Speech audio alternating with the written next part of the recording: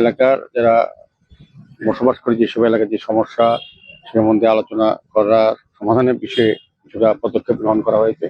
রামনগর বিধানসভা কেন্দ্রে যে সকল রাস্তা আহ কিছু সংস্কার অভাবে ধরছিল সেই সংস্কার করা, আর কিছু নতুন ভাবে তৈরি করা ড্রেন, মানুষের যে চাহিদা সেগুলিকে সামনে রেখে আজকে মূলত ভিজিট করা হয়েছে।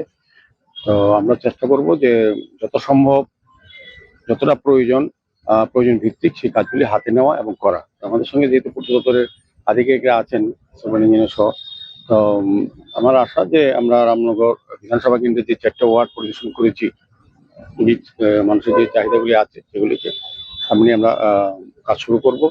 আর বিশেষ করে কালিকাপুর এলাকা যে রাস্তাটা আছে চক্র সংঘ থেকে আবার রোড থেকে, এটা একটু প্রশস্ত করা, কভার ড্রেন করার জন্য এলাকার মানুষের দীর্ঘদিনের দাবি ছিল। দীর্ঘ 30-40 বছর ধরে এই কাজটা হয়নি। এই কাজটা করার জন্য আমরা আজকে সিদ্ধান্ত নিয়েছি, যদি এলাকার মানুষ সহযোগিতা করেন, কিছুটা ছাড়েন জায়গা, তবে আমরা রাস্তা বড় করবো এবং কভার ড্রেন করা হবে। আজকে জয়দুর্গা পাড়া সহ এই রাজনৈতিক স্কুলের সামনে বিভিন্ন অনেক বছর ধরে এখানে ড্রেন এবং রাস্তার প্রয়োজনীয়তা ছিল। এখানে মাননীয় কর্পোরেটর বিভিন্ন সময় আমাদেরকে বলেছেন যে আজকে আমরা এই ওয়ার্ডের কর্পোরেটরের সঙ্গে আমরা বেরিয়েছি। আমাদের সঙ্গে মনোজ বাবু আছেন, স্পিকার রাজদেব আছেন, তুষারকান্তি বড় এমএসি মেম্বার আছেন, আমাদের মন্ডল সভাপতি আছেন, এবং অন্যান্য অফিসাররা আমরা বেরিয়েছি। তো আজকে 4টা ওয়ার্ডে মূলত অনেকগুলি কাজের আমরা করার চিন্তা বা সিদ্ধান্ত নিয়েছি।